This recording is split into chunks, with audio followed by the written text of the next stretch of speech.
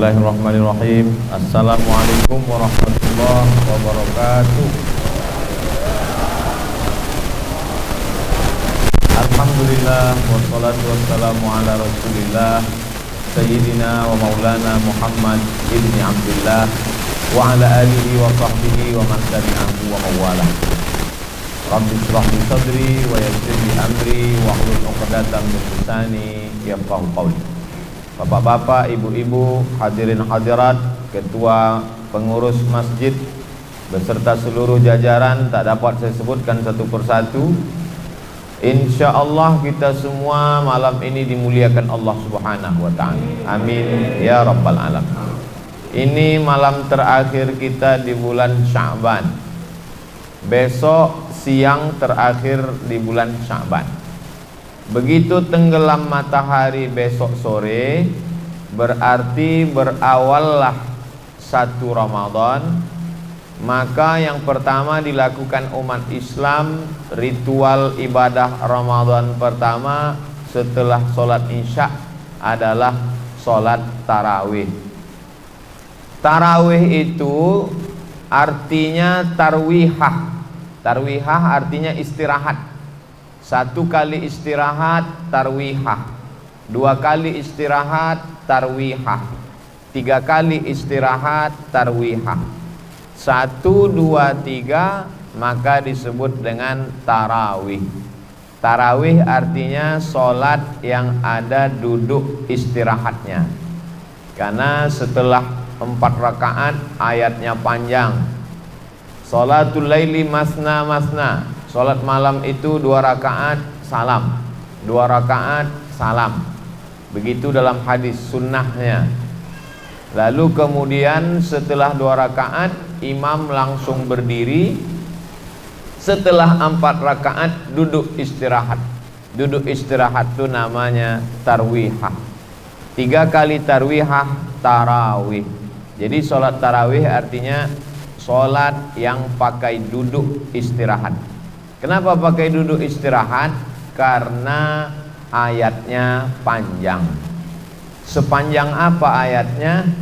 Sampai sahabat yang sholat bersama Nabi Muhammad sallallahu alaihi wasallam itu tegak sampai urat-urat kakinya itu hatta tatafattara qadamahu, sampai bengkak kakinya. Kenapa bengkak kakinya? Karena darahnya turun ke bawah. Karena darah turun ke bawah lama, sampai seperti orang naik pesawat. Kalau lama naik pesawat 2 jam, 3 jam naik bis ke Padang atau ke Medan, maka ke Jakarta sampai bengkak kaki. Lalu kemudian setelah duduk istirahat, sholat tarawih, baru kemudian ditutup dengan sholat witir. Lalu sholat tarawih itu banyak versi rakaatnya. Pada masa Umar bin Khattab dikumpulkanlah imam-imam itu disatukan. Yang sebelumnya mereka menyebar sekelompok di sini, sekelompok di sini, sekelompok di sini. Maka datang Umar bin Khattab, kata dia, alangkah baiknya kalau disatukan imam-imam ini. Lalu kemudian diangkatlah imamnya, namanya Ubay bin Ka'ab. Ubay bin Ka'ab jadi imam. Tapi sahabat tidak sanggup sholat panjang seperti zaman Nabi. Maka karena tak sanggup tegak lama, kalau begitu rokaatnya saja ditambah. Maka ditambahlah rokaatnya menjadi ishruna rakaat, 20 rakaat. Itulah asal usul sholat tarawih, 20 rakaat tambah witir 3, 23 rakaat. Pada masa Imam Malik bin Anas meninggal tahun 179 Hijrah, maka sholat tarawih menjadi 36 rakaat tambah witir 39 rakaat. Ini Ustadz bisa dapat 36 jadi 39, 20 jadi 23. Itu Ustadz dapat dari mana? Nama kitabnya Fatawa Al-Azhar, Fatwa-Fatwa Al-Azhar Mesir. Yang mengeluarkan fatwanya para ulama, diantaranya Syekh Atiyah Sokar. Bisa ditulis, dicari kitabnya, Fatawa Al-Azhar Syekh Atiyah Soqar. Lalu kemudian ada kota di Yaman, nama kota itu Son'a. Di situ orang sholat tarawih sampai 100 rakaat. Jadi tarawih itu banyak sekali versinya. Ada yang 20 dengan witir 23, ada 36 dengan witir 39, ada yang sampai 100 rakaat. Tapi kemudian sholat tarawih yang paling panjang yang pernah saya rasakan adalah di Maroko. Di Maroko itu malam 27 orang sholat tarawih dari habis isya sampai ke subuh, menyambung tak berhenti. Imamnya ganti-ganti, jamaahnya ganti-ganti. Jadi kesimpulannya kata para ulama, sholat tarawih itu pilihannya dua saja. Pertama, kalau ayatnya panjang maka tegaknya lama. Jadi bisa saja orang sholat tarawih ayatnya misalnya 1 lembar atau 2 lembar, tegaknya lama, tapi sujudnya sedikit. Versi yang kedua, ayatnya tidak terlalu panjang tapi rukuk dan sujudnya banyak.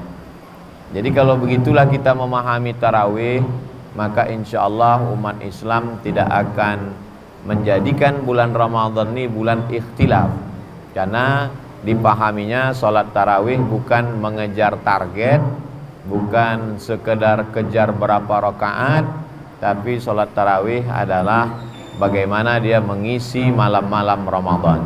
Sebagaimana dalam hadis Nabi, man qama Ramadan, siapa yang melaksanakan malam-malam Ramadan imanan wahtisaban, karena beriman, karena takut kepada Allah, karena yakin, wahtisaban, karena mengharapkan balasan dari Allah, tak mengharapkan yang lain, ghufira lahu ma taqaddama min dzambih, maka diampunkan Allah dosa-dosanya yang lalu. Selesai pembahasan tarawih. Lalu kemudian setelah tarawih witir. Innallaha watir, Allah itu maha ganjil. Yuhibbul witra, Allah suka kepada yang ganjil. Maka sholat yang ganjil itu disebut dengan witir. Ada 3 rakaat, pernah dibuat Nabi 5 rakaat, pernah juga 7 rakaat, pernah 9 rakaat, dan yang paling banyak adalah 11 rakaat. Jadi kalau ada orang sholat witir 11 rakaat sunnah, ada orang sholat witir 9 rakaat sunnah, ada sholat witir 3 rakaat sunnah. Bagaimana kalau ada orang sholat witir 1 rakaat juga witir? Usolli sunnatal witri rakaatan. Pulang dia ke rumah capek lelah, lalu dia sholat witir 1 rakaat saja, maka sholat witirnya itu pun sah. Tapi yang biasa dibuat di Indonesia, di mana? Di Mesir, di Maroko, sholat witirnya 3 rakaat. Hanya saja 3 rakaat ini bebas, bisa 2 rakaat salam tambah 1 rakaat salam, atau 3 rakaat 1 salam. Bagi yang melaksanakan 3 rakaat 1 salam, maka tak boleh dibuatnya ada tasyahud awal, supaya tak sama dengan sholat maghrib. Karena kalau sama dengan sholat maghrib, berarti apa beda dia dengan sholat fardu? Makanya kalau ada masjid yang membuat 3 rakaat, dibuatnya 3 rakaat 1 salam, tasyahudnya sekali di akhir saja. Rakaat pertama sabbihisma rabbikal a'la, rakaat yang kedua qul ya ayyuhal kafirun, rakaat yang ketiga qul huwallahu ahad, qul a'udzu birabbil falaq, qul a'udzu birabbin nas. Tapi kalau kita ke masjid-masjid tua seperti Masjid Raya Senapelan, mereka membuat 2 rakaat, habis itu baru 1 rakaat. Beberapa masjid tua membuat 2 rakaat, setelah itu baru 1 rakaat. Maka sesungguhnya dalam mazhab Syafi'i yang afdal adalah 2 rakaat ditambah 1 rakaat. Kalau sholat witir 2 rakaat tambah 1 rakaat, lalu yang 2 rakaat itu apa namanya? Maka yang 2 rakaat itu namanya syafa'. Wal fajri walayalin ashri wasyaf'i wal watri. Syafa' artinya genap 2, wal watri witir artinya 1. Jadi kalau kita sholat witir imamnya 2 1, yang 2 rakaat itu usolli sunnatas syaf'i ma'al witri rak'ataini. Baru nanti yang 1 rakaatnya usolli sunnatal witri rak'atan. Sholat syafa' yang masih sepaket dengan witir. Setelah itu sholat witir 1 rakaat, maka witirnya 3. Saya pernah ditanya orang, masa witir ada 2 rakaat Pak Ustadz? Iya, 2 rakaat lalu kemudian tambah 1. Oh, tidak bisa. Kalau sholat witir itu 3 rakaat. Oke, kalau kamu mengatakan sholat witir 3 rakaat, bagaimana orang melaksanakan witir 9 rakaat? Apa mungkin 9 rakaat 1 salam? Tentu dia buat 2, 2, 2, 2, 1. Lalu yang 2 itu apa namanya? Kalau ada orang sholat witir 11 rakaat, 2, 2, 2, 2, 2, 1, maka yang 2 itu namanya sholat syafa'. Itu untuk membantah orang yang mengatakan apa arti 2 witir itu. Dia tetap witir, dia sepaket dengan yang ujung nanti, makanya namanya sholat syafa'i ma'al witri.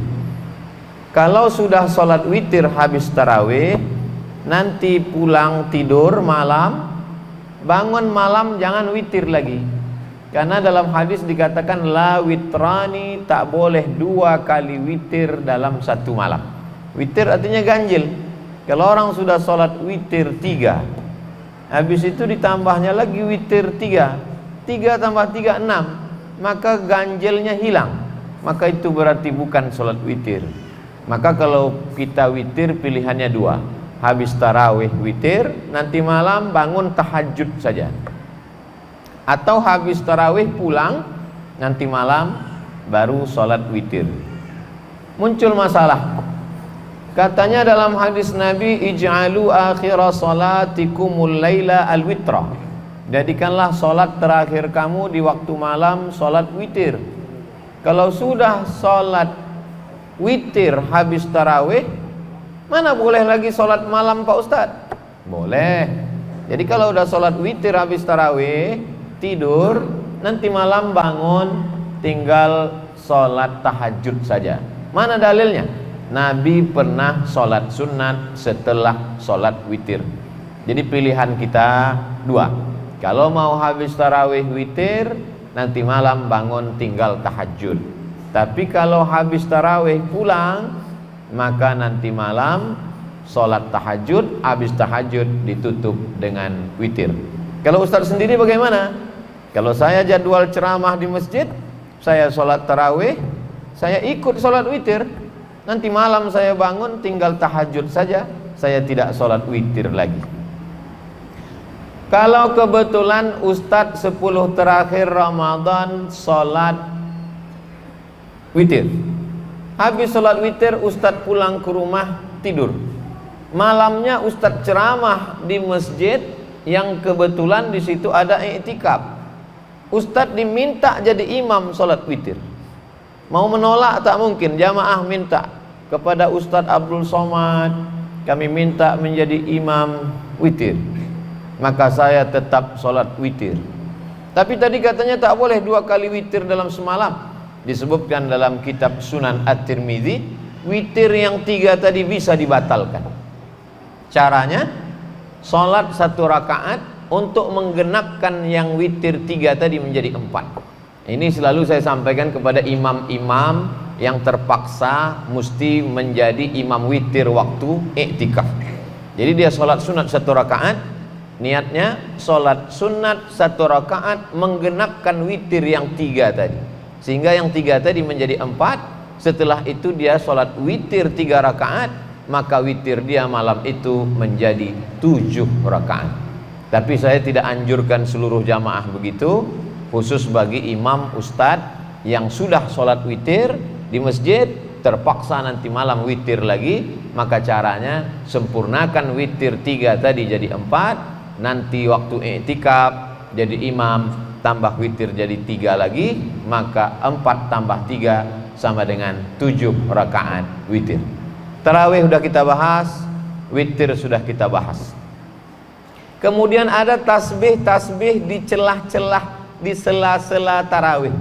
Subhanal malikil ma'bud, subhanal malikil mawjud, subhanal malikil hayyil ladzi la yanamu wa la yamutu wa la yafutu abada, subuhun qudus rabbuna wa rabbul malaikati war ruh, Allahumma salli ala sayyidina Muhammad, Allahumma salli wa sallim alaihi, Allahumma salli ala sayyidina wa syafi'ina wa zukhrina wa maulana Muhammad, Allahumma salli wa sallim wa barik alaihi.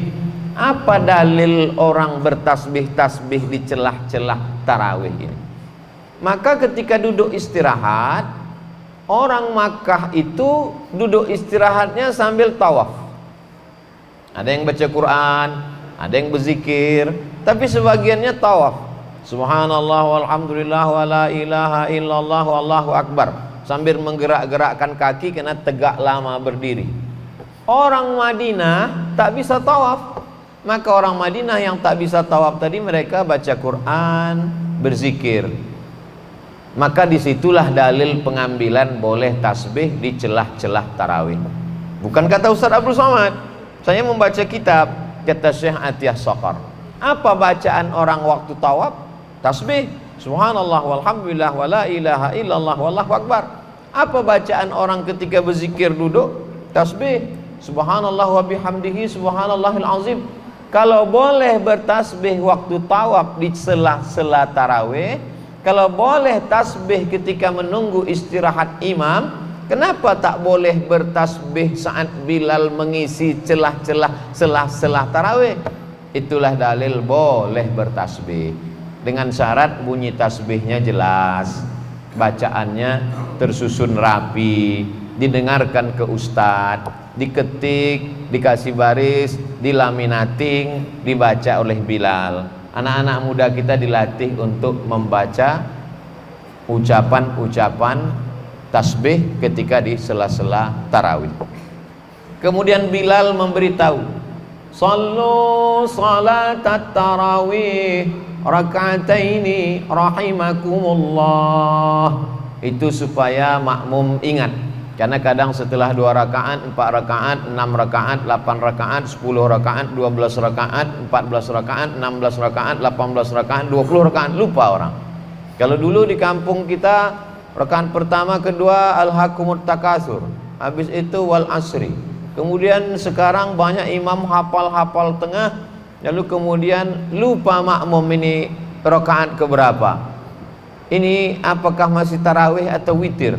Maka Bilal memberitahu kepada jamaah bahwa kita masih witir. Lalu kemudian Bilal ngasih tahu jamaah, sallu salatal witri salasa raka'atin, untuk memberitahu makmum yang tak terbiasa. Misalnya ada musafir, sholat dia di masjid kita, atau ada tamu dari jamaah, datang dia kemari, dia tak tahu imam ini witirnya 3 atau 2-1. Maka dari Bilal itulah memberitahu, sallu salatal witri salasa raka'atin asabakumullah. Oh, 3 rakaat. Sallu salatal witri raka'ataini. Karena kalau tidak dia bertanya-tanya. Kalau orang tidak jelas niatnya di awal, maka tak sah sholatnya. Innamal a'malu binniyat, segala amal dengan niat. Tarawih sudah kita bahas, tasbih di sela-selanya juga sudah, masalah rakaat witir juga sudah. Setelah itu tadarus. Dianjurkan setelah sholat tarawih kita bertadarus, duduk. Tadarus artinya 2 orang yang sama-sama membaca Al-Quran. Selama ini kita baca Quran sendiri, kita tak tahu qalqalah kita salah, ada idgham, ada ikhfa, ada gunnah, ada bila gunnah, ada matnya, ada mat asli, ada mat far'i, tak tahu kita.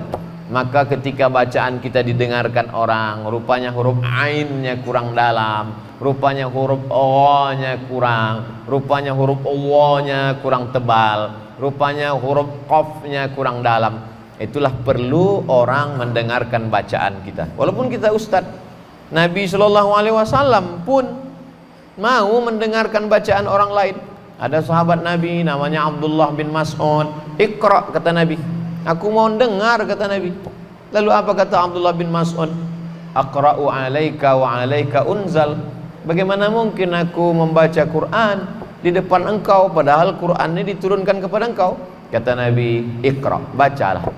Lalu kemudian Abdullah bin Mas'ud pun membaca Al-Quran. Ini dalilnya kita disuruh mendengarkan bacaan Quran. Wa idza quri'al Quran, kalau ada orang baca Quran, fastami'u lahu, dengar baik-baik. Wa ansitu, diam. La'allakum turhamun, turun rahmat Allah Subhanahu wa taala. Mungkin di pojok sana 10 orang, di pojok sini 10 orang, di tengah 10, masjid kita besar, di samping 10, satu orang satu lembar, satu lembar, satu lembar, satu lembar, satu juz 10 lembar, maka malam itu selesai satu juz. Dulu tradisi kita di kampung malam 27 makan pulut kuning, ayam panggang, telur rebus segala macam, acara khatam Quran. Karena biasanya ada satu kelompok-kelompok biasa malam satu juz, malam 27 sebelum itu dia tambah 3 juz, ada acara malam khatam Quran. Ini tadarus supaya untuk memperbaiki bacaan Quran kita. Tarawih sudah, witir sudah, tadarus sudah, cepat tidur supaya mudah untuk bangun tahajud. Jadi kalau tidur jam 10, sekarang ada aturan edaran dari Kementerian Agama, jam 9 masjid tutup, jam 10 tidur, jam 11, jam 12, jam 1, jam 2, jam 3, 5 jam cukup. 5 jam tidur, bangun jam 3. Apa yang dilakukan pertama kali? Salat sunat wudu. Usolli sunnatal wudu raka'ataini lillahi ta'ala. Ayatnya bebas. Qul huwallahu, qul bil falaq, qul bin nas, qul ya alam nasrah, wadduha, izaja, wal asri. Setelah salat sunat wudu, yang kedua salat sunat taubat. Usolli sunnatat taubat raka'ataini lillahi ta'ala. Setelah salat sunat taubat, yang ketiga salat sunat tahajud. Salat sunat tahajud 8 rakaat. 2 rakaat 1 salam, 2 rakaat 1 salam, 2 rakaat 1 salam. Setelah salat sunat tahajud, salat sunat hajat. Apa hajat-hajat kita? Usolli sunnatal hajat rakaataini lillahi ta'ala. Lalu kemudian yang kelima, kalau tadi belum witir, salat witir. Kalau sudah witir, tak usah salat witir lagi. Apa dalilnya Ustaz? Saya tak mau melakukan kalau tak ada dalilnya. 1. Salat sunat wudu, Nabi memanggil Bilal. Bilal, sini. Sami'tu dafana alaika baina yadayya fil jannah. Ku dengar suara gesekan selop sendalmu di surga. Apa amal kau Bilal? Kata Bilal, aku setiap berwudu tak pernah meninggalkan salat sunat wudu 2 rakaat. Selama ini tak kita buat. Di Ramadan lah kesempatan kita menghidupkan Ramadan. Sholli sunnatal wudu. Yang kedua, salat sunat taubat. Ada dalam kitab Musnad Ahmad bin Hanbal. Ma min muslimin yuznibu dzamban. Ada orang yang buat dosa, silap salah. Summa yatatahhar, mandi. Kalau tak bisa mandi, berwudu. Usolli sunnatat taubat. Salat sunat 2 rakaat.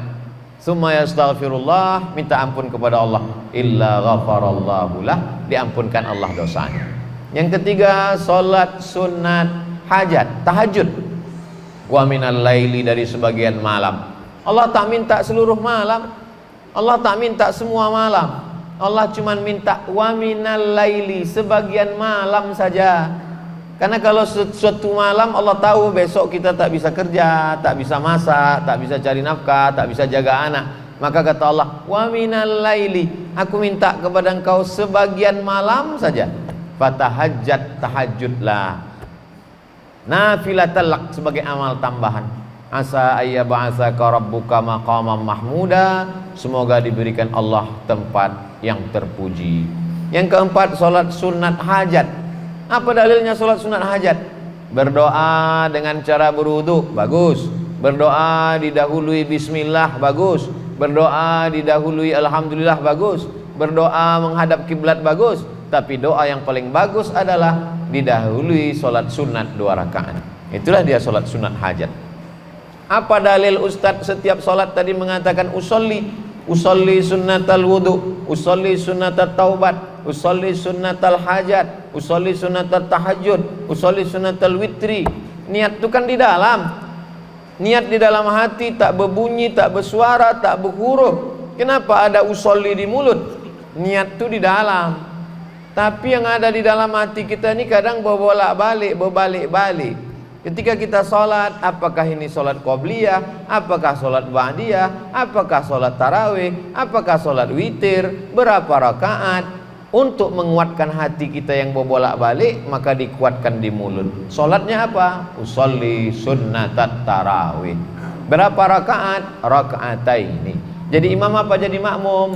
Imaman, makmuman lillahi ta'ala. Allahu Akbar. Usolli bukan niat.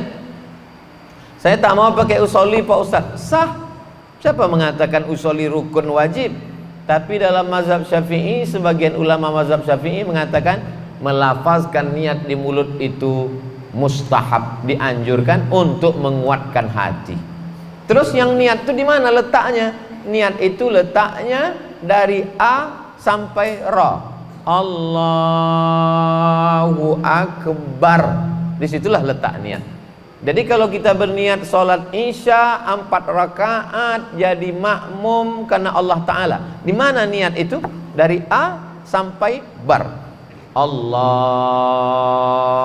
Akbar. Disitulah dipasang niat. Tapi kadang kita memasangkan niat dalam Allahu Akbar itu tak tepat, karena hati kita memikirkan yang lain. Untuk menguatkan hati kita, maka lidah kita mengawalinya. Usolli fardal isya 4 rakaatin adaan makmuman lillahi ta'ala. Sesudah kuat hati kita, barulah niat dipasang. Allahu Akbar. Dalam mazhab Syafi'i namanya muqaranah. Muqaranah artinya sejalan. Apanya yang sejalan? Sejalan antara takbir dengan niat. Kalau niatnya duluan daripada takbir, sah. Tapi kalau takbirnya selesai kosong, tak ada niat, maka sholatnya tidak sah. Maka kita pasang niat sebelum takbir atau di dalam takbir. Ustadz sendiri, saya pasang niat di dalam takbir. Allahu Akbar. Itu kalau dilaksanakan sholat sunat wudu, sholat sunat taubat, sholat sunat tahajud, sholat sunat hajat, insya Allah agak-agak setengah jam 45 menit. Setelah itu siap-siap masak sahur, atau masakannya sudah siap tinggal dihangatkan, maka jangan sampai tak sahur. Bagi yang tak mau makan, jur'atan minal ma', seteguk air pun jadilah. Tasaharu, bersahurlah. Fa inna fis sahuri barakah, karena dalam sahur ada barakah. Lalu kemudian berniat puasa, nawaitu sauma ghadin an ada'i fardhi syahri Ramadan hadhihi sanati lillahi ta'ala. Ada perbedaan antara mazhab Syafi'i dengan mazhab Maliki. Kalau mazhab Syafi'i 1 hari 1 niat. Jadi kalau besok puasa, niat hari ini sekali. Nawaitu sauma ghadin an ada'i fardhi syahri Ramadana hadhihi sanati lillahi ta'ala, untuk 1 hari. Tapi kalau mazhab Maliki enggak. Mazhab Maliki bisa niat itu 1 paket. Jadi 1 Ramadan itu untuk 29 atau 30 hari. Nawaitu sauma syahri Ramadan, aku berniat untuk setahun, sebulan Ramadan ini lillahi ta'ala. Jadi nanti kalau ada ustaz ceramah mengatakan niat tak perlu tiap malam, yang penting sekali untuk sebulan, oh berarti yang dia pakai fatwa dari Imam Malik bin Anas, mazhab Maliki. Kalau ada ustaz yang mengatakan niat mesti tiap malam, makanya kadang habis sholat tarawih Bilal mengingatkan, karena takut dia makmum ini lupa berniat atau ketiduran. Nawaitu lis-siyami rahimakumullah. Nawaitu shauma ghadin ada'i fardhi syahri ramadhana hadhihi sanati lillahi ta'ala. Supaya nanti malam kalau dia tak sahur atau tak terbangun, maka tetap pahala puasanya sah karena dia sudah berniat. Lalu kemudian jangan sampai tinggalkan sholat subuh berjamaah. Karena di malam-malam yang lain mungkin silap, mungkin lupa, mungkin ngantuk, mungkin lelah, mungkin letih. Tapi di bulan Ramadan jangan sampai tak sholat subuh berjamaah karena sudah bangun sahur, lalu kemudian tak lama setelah itu terdengar azan. Di mazhab Syafi'i ada namanya imsak. Imsak artinya menahan, ditahan mulut untuk tak makan, tak minum di agak-agak 50 ayat. Karena zaman Nabi belum ada jam, belum ada jam dinding, belum ada jam tangan. Jadi bagaimana cara mengukurnya? 50 ayat. Sekarang alhamdulillah kita sudah ada jam, di agak-agak 50 ayat itu 10 menit. Jadi kalau subuhnya jam 5.57, maka jam 5.47, 10 menit sebelum azan subuh sudah berhenti makan minum. Itulah yang disebut dengan imsak. Di beberapa masjid ada jamnya, subuh, zuhur, asar, maghrib, isya, imsak. Atau pula di tempat kita, Radio Republik Indonesia, atau di tempat lain pakai sirine supaya orang tahu, oh aba-aba. Tapi imsak bukan lampu merah. Artinya yang terbangun terlambat, terbangun pas terdengar suara imsak, dia masih boleh makan. Yang tak boleh itu ketika azan. Kalau azan sudah berkumandang, ada air atau makanan di mulut, maka muntahkanlah, keluarkan. Karena kalau sampai ditelan, batal puasanya sesuai dengan dalil. Wa kulu, makanlah, washrabu, minumlah, hatta yatabayyana lakumul khaytul abyadu minal khaytil aswadi minal fajar, sampai terbit fajar shadiq. Fajar shadiq itu maksudnya azan subuh. Kalau udah azan subuh tertelan, berarti batal puasa. Lalu kemudian salat subuh datang ke masjid. Lau ya'lamuna ma fil atamati was subhi, kalaulah mereka tahu pahala puasa salat isya dengan salat subuh, la atauhu mahabwan, mereka akan datang walaupun merangkak. Merangkak mereka akan datang ke masjid. Jadi sebetulnya bulan puasa bukan bulan menumpuk amal. Bulan puasa adalah bulan membiasakan diri ke masjid. Subuh ke masjid, zuhur ke masjid, asar ke masjid, isya ke masjid, maghrib ke masjid, tarawih ke masjid, witir ke masjid, puncaknya iktikaf 10 malam ke masjid, supaya kaki terbiasa ke masjid. Kata pepatah Melayu, Allah bisa karena biasa. Jadi mudah-mudahan setelah kita biasakan kaki ini ke masjid, nanti ketika kita keluar dari Ramadan di Syawal, ketika mendengar suara azan berkumandang, tak sabar kaki mau ke masjid. Apa tanda puasa Ramadan kita diterima? Bukan tarawihnya 30 malam. Apa tanda kita dapat Lailatul Qadar? Bukan berarti i'tikafnya 20 malam. Tandanya adalah setelah Ramadan semakin rajin sholat berjamaah, setelah Ramadan tak sabar ingin ke masjid. Itulah yang dimaksud dengan ibadah Ramadan yang diterima Allah Subhanahu wa ta'ala. Kita masuk sekarang pembahasan sholat subuh. Saya urutkan dari mulai tarawih, witir, tidur, sholat sunat wudhu, sholat sunat taubat, sholat sunat sholat sunat hajat, lalu kemudian sekarang sholat subuh habis makan sahur. Man shalla subha fi jama'atin, siapa yang sholat subuh berjamaah, summa qa'ada yadhkurullah, habis sholat subuh jangan keluar masjid. Maka kalau bisa buatkan setiap subuh itu ada pengajian. Apalagi di lingkungan kita banyak ustadz, dijadwalkan habis sholat subuh pengajian sampai terbit matahari. Sekarang terbit matahari di Pekanbaru jam 6:05 tambah 15 menit. Karena 6:05 itu waktu tanduk setan namanya. Ketika matahari terbit, datang setan menghampiri. Itulah yang dipakai orang kafir musyrik untuk menyembah Lata, Uzza, Manat, Hubal, Jibti, Taghut, Naham. Jadi jam 6:05 biarkan, jam 6:05 tambah 15 menit, jam 6:20 barulah laksanakan sholat sunat isyraq. Jadi kalau dihitung berapa menit lah itu duduk di masjid berzikir, baca Quran, zikir, baca Quran, zikir, baca Quran, lebih kurang 1 jam. 60 menit dari sholat subuh, istighfar, sholawat, la ilaha illallah, baca Quran, istighfar 100, sholawat 100, la ilaha illallah 100, habis itu baca Quran, terbit matahari, lewatkan 15 menit, sholat sunat isyraq 2 rakaat. Usolli sunnatal isyraq raka'ataini lillahi ta'ala.